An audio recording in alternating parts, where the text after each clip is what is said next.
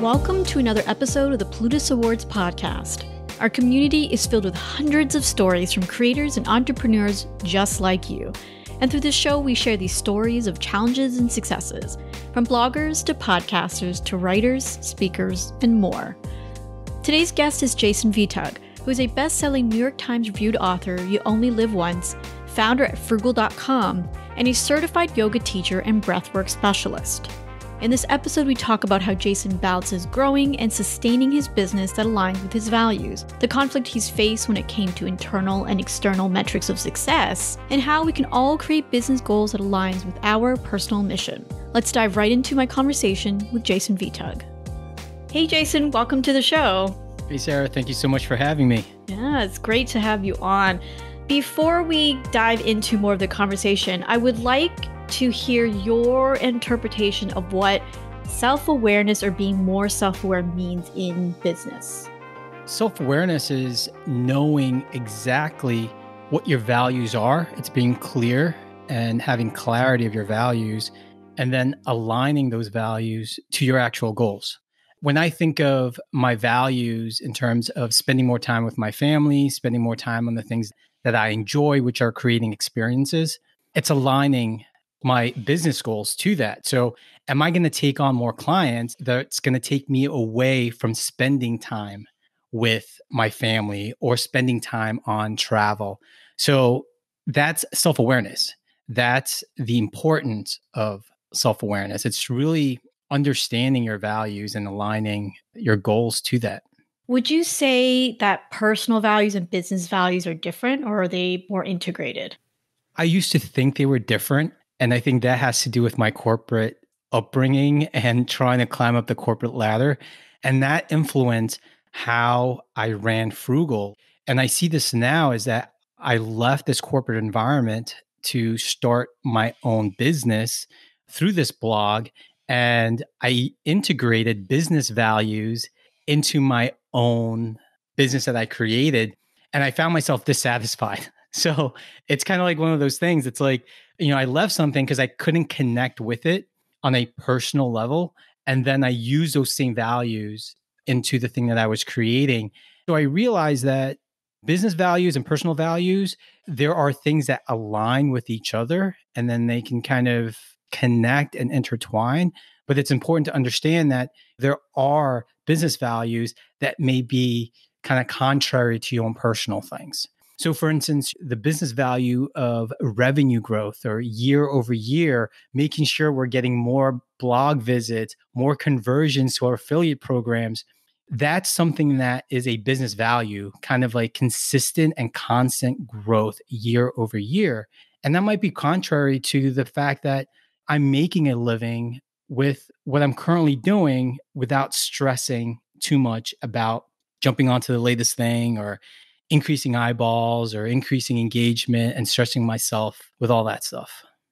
Yeah, I think more and more I'm noticing, and I'd like to hear your thoughts, is there's a lot more talk about lifestyle businesses, not just as like a generic term, but it's really like integrating what you do into your life. So there really isn't necessarily this divide between what's going on in your personal life and what's going on in your work or business life. I see that too. And I see it in the personal finance space. It's really money and lifestyle. It's being integrated because at the end of the day, our money issues, the reason why we have them and why we talk about them in our blogs and our podcasts and our YouTube channel, it's because we're trying to create a lifestyle. And as we're progressing in our money journey, it's improving, or at least we're getting closer to that vision of the life that we want to live. And then that attracts people because at the end of the day, money is really just boring. And, I've accepted that. The fact that I write about money, I talk about money, money really isn't that interesting. What's interesting is the things that we get to do with money. And the better knowledgeable we are with finances, the better decisions that we make, ultimately, it helps us create and cultivate that life. And people are drawn to that. I've realized too, when I talk about Phroogal and the smile lifestyle, is that people are drawn to the smile lifestyle, this ability to have more experiential and purposeful lives through sound financial decision making. And so I think it's great that more people are integrating lifestyle to the money conversations, because it's not just about the numbers, it's what the numbers represent. And I think for a very long time, and I've been blogging for 6 to 7 years, there's been a lot of focus on just the numbers, and it's great, right? Because it's important. And I was like that, but I was also different because I talked about hopes and dreams, visions, and living our best lives. And I'm seeing more and more bloggers and creators talking about lifestyle and how money impacts that. I think we're moving in a positive way because we're reaching more people. Yeah. And I love the whole concept of growth and progress and improvement all tied into better money decisions. And then it ties into like your life. It's kind of a very holistic view. I do want to bring it back to you and the idea of self-awareness and how that can help growth and progress and improvement. And I know you've alluded to this, is how has your increased self-awareness or the changes that have happened really informed the way that you run Frugal now? So I want to take us back on a little journey, and I think this would be interesting for those listening. I started blogging in 2013, just not taking it seriously, and it grew exponentially because I was talking about traveling and the financial decision of leaving my corporate job. And then because of that growth and creating the road to financial wellness and going around the country in this road trip and having thousands of people attend, I was actually at the height of my, I want to say, personal finance, social influence, the highlight of Frugal's like blogging history. And I also want to say I was unhappy. And I think because I started going into the whole, again, corporate think, the corporate mindset of, okay, I need to truly monetize this blog. I need to connect with more affiliate programs. I need to increase visits, et cetera, et cetera. And I found myself determining the success of Frugal based on the same metrics that I was determining the success of the work I was doing at my banking job. And so there was a disconnect. And I didn't know this early on. And so I was just going through the motions, traveling around the country, doing these speaking engagements. And around 2017, 2018, I mean, at the height, and I am being a highly paid speaker, the blog is doing very well. I have a ton of clients and helping them create more purposeful personal finance programs. And I kept saying to myself, something isn't aligning. And I didn't leave that previous life of climbing the corporate ladder to be stuck in the same hamster wheel. And I realized that I left that hamster wheel and I'm in another hamster wheel, but the one that I created. And I'm supposed to pat myself in the back because I created this hamster wheel that I'm on. And it's supposed to be a joyous ride. But I realized that I could see the vision for my life. I could see the things that I wanted to do. But here I am just spinning my wheels. And I kept getting reminded within circles that, oh, you're doing such a great job. You're doing so well. You're being paid really good money for doing the things that you're doing. And I love what I do. And it was just the fact that I was measuring success wrong. And so for me, I needed to look back internally and say, well, what are my goals? What are the things that I really value in my life? I need to get back and be really clear about that. And how can I integrate those values and integrate those goals to these business objectives, right? We talked about goals and business and personal. So I want to talk about business objectives that align with our personal goals. And I look back now and I can see that chasing the next shiny thing, trying to have this massive influence, trying to grow a business and measuring the success based on corporate metrics, I wasn't living my best life. And so for me, I began to understand that I needed to kind of retreat and look back. And so there was a period of like a year and a half, I disappeared. And people wonder, like, what happened to you? Like, you're so quiet. What's going on? And I mean, that really had a lot to do with I needed to take a step back and I needed to reassess where I was headed. And I was thankful and grateful for all the things that were happening to me. But to the point that I got a second book deal and I did not accept it because I felt that it wasn't aligning. Like I was just going through the motions. Here I am. I wrote my first book, became really successful. I got a second deal.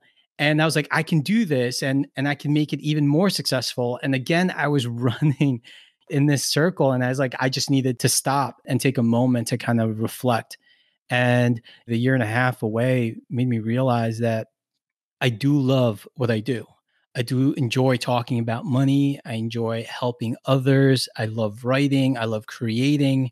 But if it's no longer fun for me to create, if it's no longer enjoyable to be surrounded by people who like to talk about the things I enjoy talking about, something's wrong.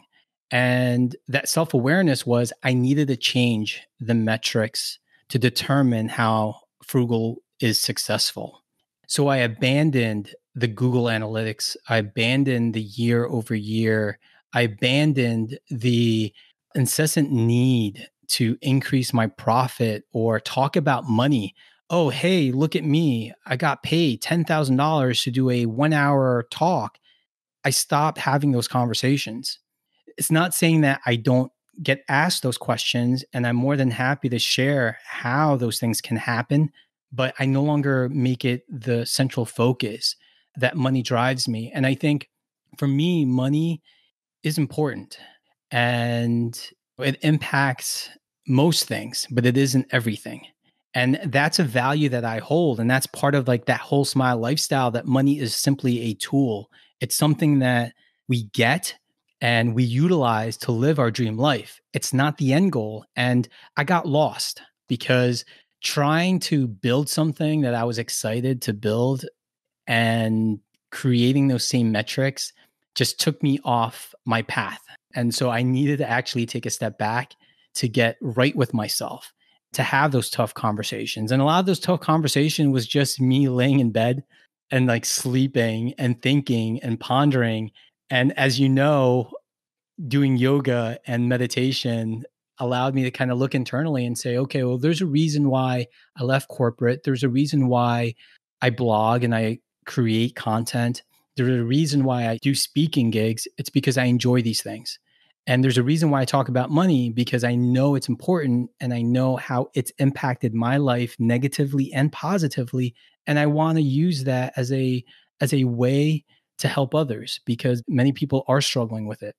And in our world of personal finance content creators or financial media, there's a lot of emphasis in the numbers, in your financial independence number, or the balance of your retirement portfolio, the return, and things like that. I mean, those things are important, but I want to have a different type of conversation. And that different type of conversation goes to, well, how does that make you feel? And why is that important to you? And so these are the things that I was asking myself in terms of like, why is it important for me to make X amount of money? Why do I have an income goal each year? Why not continue having my life goals? Sure, I need money to make these life goals happen, but it shouldn't be, I'm going to reach this income goal in order for me to do this. I need to go back to what I was following, which is these are my life goals. And I do need set amount of money and cash or what have you to make it happen. And so that's why like I needed to kind of retreat, and that caused me to have different conversations with a lot of my entrepreneurial groups, my mastermind groups that I've left, because I wanted to really just have a different type of conversation. Yeah. Oh gosh, there's so many directions we can go into. I will say what it sounds like is there this question between external and internal motivations. Whereas I think when I heard you talking about like corporate values, corporate goals, things like that, it sounded like these external factors of success or these external goals. So that's why we feel like we have to chase more. Whereas you realized, okay, well, now I really need to look within, and these are my internal markers of success. And they may not look as sexy or as big or whatever it is, but this is going to keep me happy because it's helping me live the life that I am trying to live, basically. That's absolutely right. I mean, when we're in corporate world, we're chasing the title, we're chasing the salary, we're chasing the admiration we'll get from our peers. And that's no different than chasing social influence. That's no different than chasing brand. That's why, like, it's funny because I know it's important. It's important for us to create personal brand, right? And in the business that we're in, but don't get lost in it. Your personal brand isn't who you are, it's just what you sell. And the one thing that I was reminded of when I spoke to my old CEO was how, one, she told me how great of a VP of marketing I was and I grew the business. But it was also how we used to look at influencers, but we didn't use influencers. We said ambassadors for these different corporations and organizations I needed to develop business in. And, these ambassadors essentially are kind of salespeople for that credit union I worked for. And I took a step back and I said, wait a minute, here I am trying to get social media notoriety and influence, and I'm just a salesperson for these brands. So it's like, if my life is dependent, my income is dependent on partnering with brands to pay for my life, then I'm just hawking products. And sure, I can be selling and representing products that I enjoy, that I use, and I truly value. But I said, that's not what I want to do. I don't want to be a social media influencer, AKA a salesperson for brands. And that was like a wake up call for me. And so I retreated in terms of like my focus on building a social media presence. And it's funny because you could say, wow, I've disappeared, but I'm going to tell you right now, Sarah, like, I am more happy and joyful in this moment than I have been in the last 6 or 7 years. And again, there are very amazing times that I've had with the success of Frugal and the road to financial wellness and things like that in the book. But when it comes to my time and the things that I get to do, it's like, wow, this is why I work hard. And that's what I want to say. I do work hard. I spend a lot of the time creating. I spend a lot of time still business developing and partnering with other creators and with brands and companies, but I do it differently now. And I do it with an intention to say, well, how does this align with my values? And I no longer look at, well, what's the dollar sign? And even when going back to when a client will ask me, well, how much is it for you to do X, Y, and Z?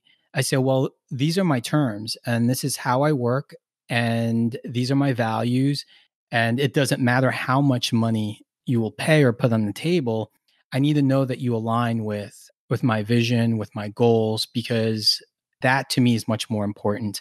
And I've said no to a lot of deals, but I look back and I'm much happier because I'm no longer trying to appease or rationalize in my mind a program, a product, or a relationship with a brand that really doesn't align with my personal goals. What would you say is your most important value that you try to convey to clients or potential partners? Peace of mind. It's kind of vague to some people. Well, what does that mean? Well, peace of mind for me is less frustration, less stress, less agitation and anxiety, because I didn't realize that I was a very anxious person. And my anxiousness has allowed me to propel and excel in corporate and in my own business. But I didn't know that that's probably why I was having a lot of health issues, right? It was just, I was constantly anxious, or you could say anxiety driven. But for me, I look at peace of mind. I want to know, what is the culture of the company that I'm working with? I want to understand what the values of these individuals that are my go-to connections with these companies, because the brand and the company could be amazing, right? They have awesome values that they purport, but I might not jive with the project manager that I'm assigned to. And that just has to do with their personal style or their focus. And for me, I just like clear cut things. Like, let me know what the goals are. These are the things that I can deliver, but I want to be treated with respect. I don't want to be called at 8, 9 o'clock at night. I don't want to be told in the weekend that something needs to get done, because that doesn't give me peace of mind. Peace of mind also includes setting boundaries, and for those people to understand these boundaries. For me, I've gotten better. with that myself because I need to be able to emulate that. Because if I want peace of mind, I need to give other people peace of mind as well. And so when I do talk to these clients, I tell them I want to excel and I want to succeed and I want to deliver more than what we've planned out to do. But in this process, I don't want to become frustrated. I don't want to become angry. I don't want to become emotionally unstable on the pursuit of this because I've seen this. I see it. We bring ourselves to a heightened level of stress and then we achieve the goal. And then all of a sudden we say, oh, it was well worth it because we've reached it. But like, are we truly enjoying that moment? Or is it just because of the release of the stress that we've created that we're enjoying? So it's sort of like we work ourselves up and we're so stressed. And then all of a sudden the stress is gone. We're like, wow, this was amazing. It was well worth it. And I looked at it and I'm like, well, no, what was well worth it was the fact that I removed this heavy burden, this stress. And then I go, I didn't even enjoy the process. And the release and the excitement was just the fact that it was done. And so it wasn't even like we accomplished this and I feel fulfilled. It's like, okay, it's done. The stress is gone. So for me, I really need to know and I really need to understand peace of mind. And if there's an alignment to that, and of course, based on the project, based on the program, what are we going to look at? What are we going to work to ensure that these deliverables are met? But also we come out of this healthier, both physically, mentally, and emotionally. Yeah, I appreciate your honesty with that. I think now I'm reflecting on like, was I excited things were over because I was stressed while I was doing it? That's something I'm going to think about now. All right. I do want to bring it back to when you were mentioning about, okay, I retreated. Everyone thought I disappeared. They don't think I'm doing anything, or I've turned down contracts, those things like that. For a lot of people, I'm going to make the assumption they're going to be scared. They're like, well, okay, if I'm losing this momentum or I'm turning down these contracts, I'm not going to get any more, or my income's be so low that I have to get a job, or it's not going to pay my bills. Like, what would you say to that? It's stressful. So it's not to be taken lightly. And that's why like we have to have personal conviction and we have to really truly believe in our vision for our life, clear of our values, because that's going to help us through it. And also a circle of friends and colleagues and peers who share the same values. Because for me, I had to leave some of these mastermind groups who were telling me something's wrong with me because I was saying no to contracts. I was saying no to things that many of them hope to get on their desk. That's when I realized we're like in a different plane of existence. You know, I'm in a different place in my life and I need to do what's right by me. And so I needed to remove myself from those situations and those conversations. That was part of my retreat as well. And I became very focused and specific on who I surround myself with on a business sense. I do surround myself with some of the smartest, brightest people who are purpose driven. And, you know, that's a big thing now that's happening in the business world. People are talking about purpose and talking about vision and lifestyle as opposed to financial milestones. And I think that for me was a game changer because it helped me through the darker side of retreating. So the bright side is that I got to spend more time on the things that I wanted to do. I got to spend more time on my physical, mental, emotional, and spiritual health. But the dark side was my income was impacted. It was depleted. And also my ego was bruised because, yeah, once you say no, people stop coming back and they stop asking. And so I have seen the number of requests for speaking and engagements have decreased substantially. But at the end of the day, I'm like, I'm evolving and I'm changing as well. And so maybe the time is not right for me and this organization or this company to even work together. And interestingly enough, as I continue to pursue wellness and well-being, all these wellness organizations are reaching out to me going, hey, we're into mindset and health and nutrition and you're in finances. That's something we haven't covered. And we want to be able to introduce that into what we're offering. And so it's exposing me to something completely different. And that's when I realized, like, you know, that saying is true. And one door closes, another one opens. sometimes we're the ones who closes the door. And so I closed the door on these contracts and on these gigs. And I was scared. And I was probably, if you want to have a picture, you can envision me in the corner of the room, shaking and going, oh my God, what am I doing? What am I doing? But I'm going to tell you, I've came out stronger, both physically and mentally, and more prepared for the next stage of my business and the next stage of my life. And what is the next stage of your business and your life? Well, again, too, it's really the metamorphosis of Frugal that has taken so many twists and turns, and truly being a place where wellness is a focus, where finances are discussed, but in the context of well-being, our mental, emotional, physical, spiritual, relational, social, occupational well-being, and integrating that and growing, because that's how I see it. You know, it's not just about money. And I focused a lot on money, and it's just a matter of like, wow, I'm pretty dynamic. I like other things. I'm into meditation. I'm into yoga, into travel. I'm into all sorts of things. And I thought that I had to separate that. And I realized for me, I don't. There's an asset of integrating all of this wellness, this holistic approach into what I'm currently doing. I don't need to start something new. It's just Frugal gets to evolve, gets to become something more. And then that gave me peace of mind, because I'm like, oh, wow, am I going to just abandon this, or am I going to sell it? And it's still my baby, because I could still see that it's making an impact, but I'm growing. And so it's like, wow, well, it can grow with me. So Frugal is evolving to becoming more, truly more holistic approach to money. And life-wise, it's, aside from the pandemic that we're in, it was really just seeing the world and having more experiences.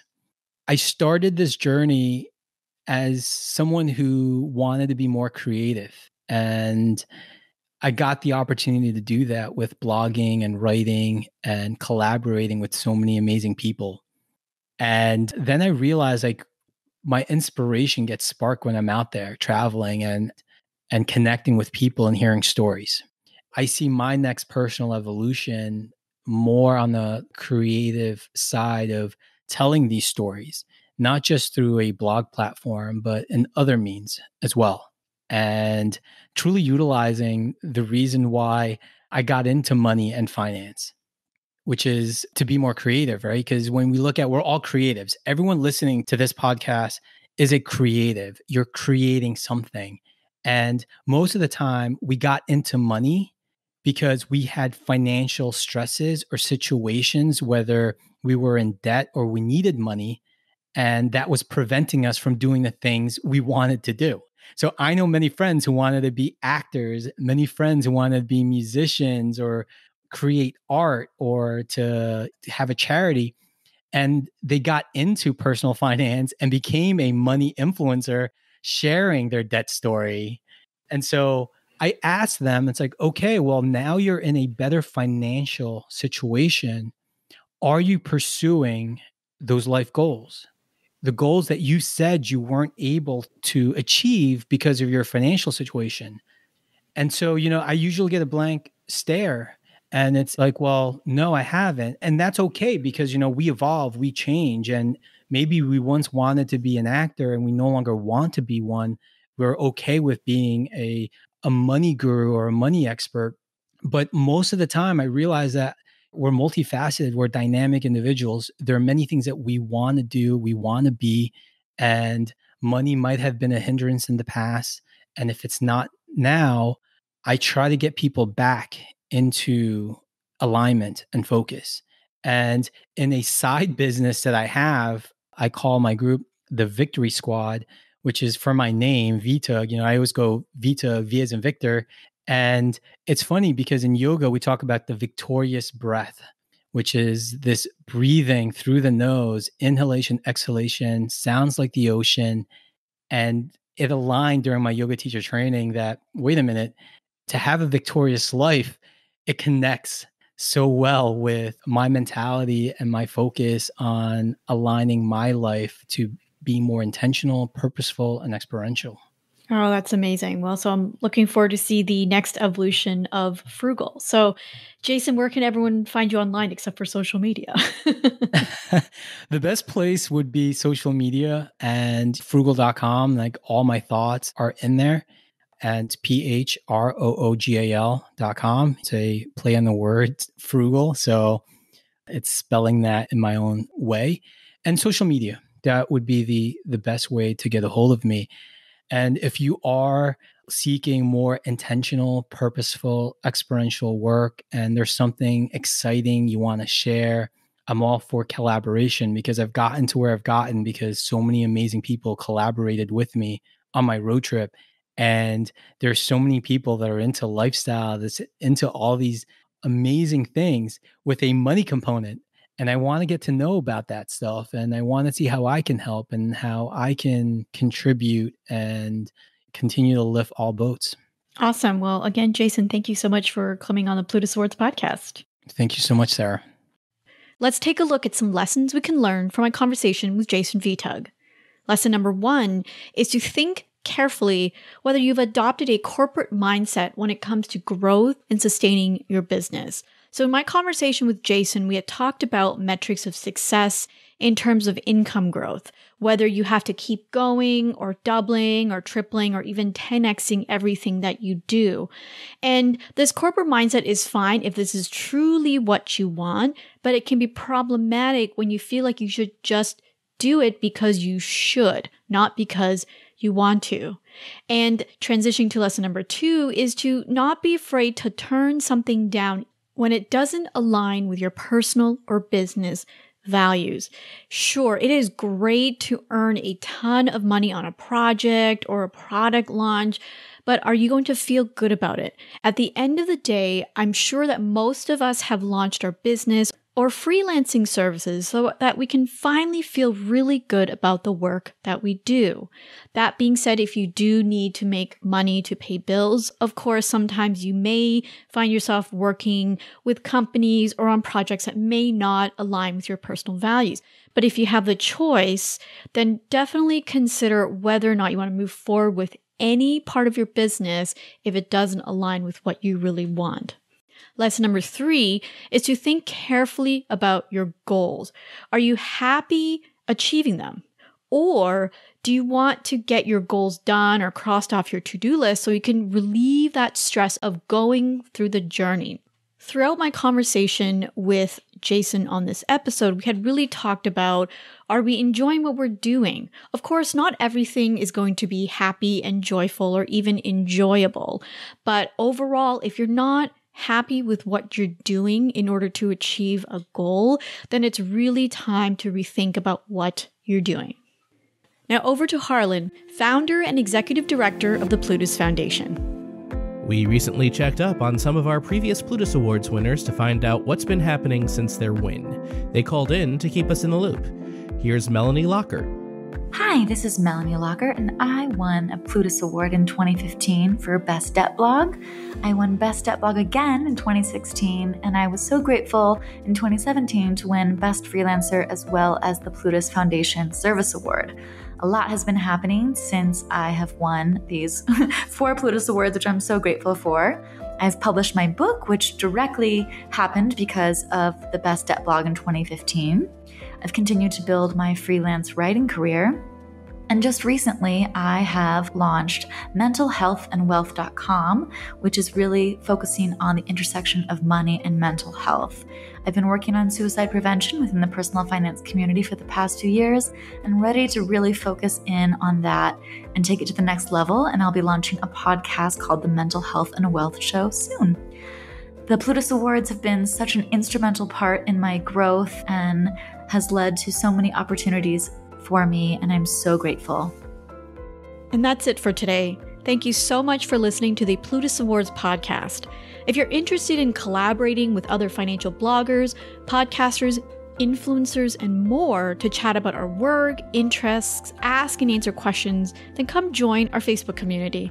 Search for Plutus Community in the search bar or head to facebook.com/groups/Plutus Community. We hope to see you there and get a chance to support you and your amazing work.